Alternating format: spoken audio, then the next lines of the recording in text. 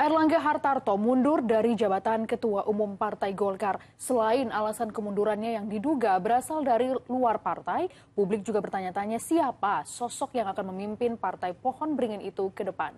Kita diskusi. Dengan mengucapkan Bismillahirrohmanirrohim, serta atas petunjuk Tuhan Yang Maha Besar, maka dengan ini saya menyatakan pengunduran diri sebagai Ketua Umum DPP Partai Golkar. Usai Airlangga Hartarto mundur dari kursi Ketua Umum Partai Golkar, lalu Jusuf Hamka, Dewan Penasihat Golkar yang juga diserukan untuk maju di Pilkada, makin meruncingkan spekulasi politik. Apalagi saat ini lagi momentum tarik ulur calon-calon pengisi kursi Pilgub. Saya Dana Paramita, kita diskusi. Setelah mempertimbangkan dan untuk menjaga keutuhan Partai Golkar dalam rangka memastikan stabilitas transisi pemerintahan yang akan terjadi dalam waktu dekat, maka dengan mengucapkan Bismillahirrohmanirrohim, serta atas petunjuk Tuhan Yang Maha Besar, maka dengan ini saya menyatakan pengunduran diri sebagai Ketua Umum DPP Partai Golkar. Pernyataan Airlangga mundur dari kursi Ketua Umum Golkar menggemparkan sejumlah pihak.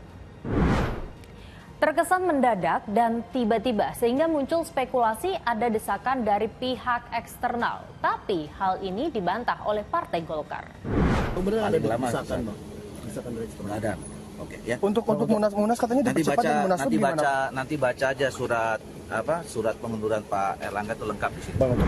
Nah, kalau kita tarik sedikit ke belakang, kursi Ketua Umum Golkar sempat digoyang sejak pertengahan tahun lalu karena Golkar di bawah kepemimpinan Airlangga dinilai tidak bisa menyodorkan nama dari internal untuk berlaga di Pilpres 2024.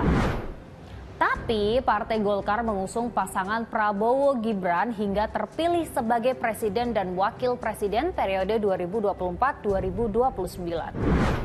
Saya menanyakan hal ini ke pakar politik. Ada apa di balik mundurnya Airlangga yang semakin mendekati batas waktu pencalonan Pilgub akhir Agustus ini? 3 pakar politik sekaligus memberikan pandangan yang berbeda. Saya kira yang kaget ini bukan hanya publik di luar Golkar. Sepertinya kader Golkar juga banyak yang seakan-akan baru terbangun dari tidur.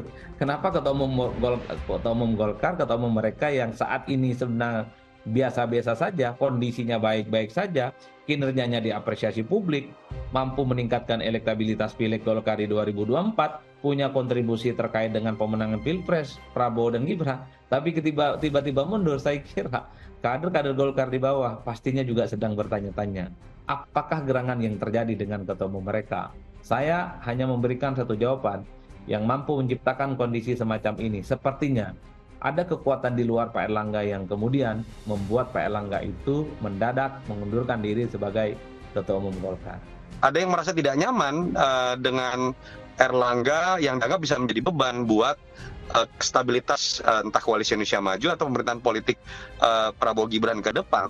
Saya tidak tahu apakah itu dari pihak yang paling berkuasa. Dalam konteks ini kita bisa berbicara mengenai Jokowi atau kemudian Pak Prabowo sendiri yang akan sangat berharap pada stabilitas politik pemerintahan, atau kemudian ini sekedar masalah internal yang sudah merasa tidak nyaman dengan gaya kepemimpinan Airlangga, atau disebabkan oleh peristiwa eksternal, misalnya terkait kasus hukum. Dugaan saya, Airlangga merasa bahwa Pak Prabowo mungkin akan lebih nyaman atau lebih cocok dengan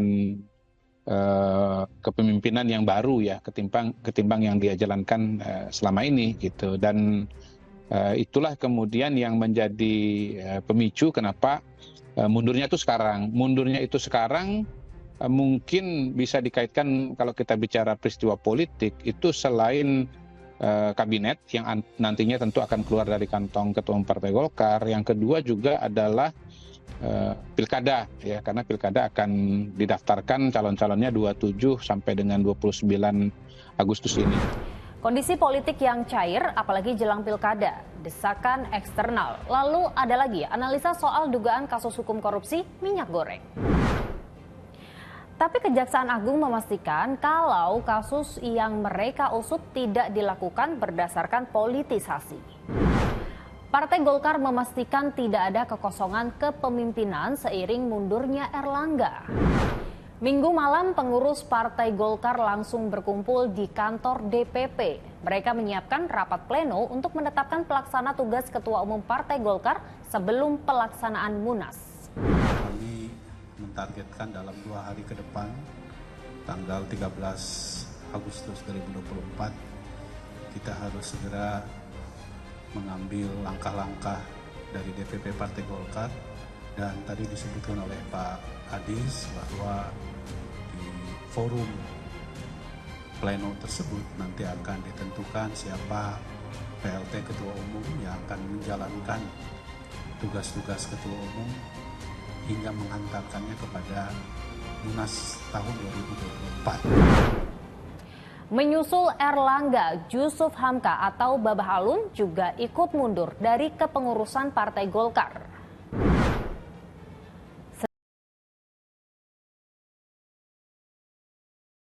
Golkar, Jusuf Hamka mengaku akan fokus mengurus keluarga dan tidak lagi berkecimpung di dunia politik. Jejaknya Pak Erlangga ya Pak? Enggak juga, saya kebenaran memang sudah berpikir lama. Apakah momentumnya pas? Gitu, momentumnya pas, Tuhan sayang sama saya. Kan saya udah bilang waktu saya dicalonkan kemarin ini, kan saya bilang innalillahi wa inna ilaihi raji'un. Berarti saya nggak happy. Mengutip kata pakar politik Yunarto Wijaya, ini bukan sekedar masalah politik saja. Sebuah guncangan politik yang terjadi secara terus-menerus dengan segala kontroversinya, mengejutkan untuk pasar dan tidak menyenangkan untuk pelaku ekonomi. Imbasnya, investasi tidak berjalan dengan baik. Terima kasih sudah diskusi.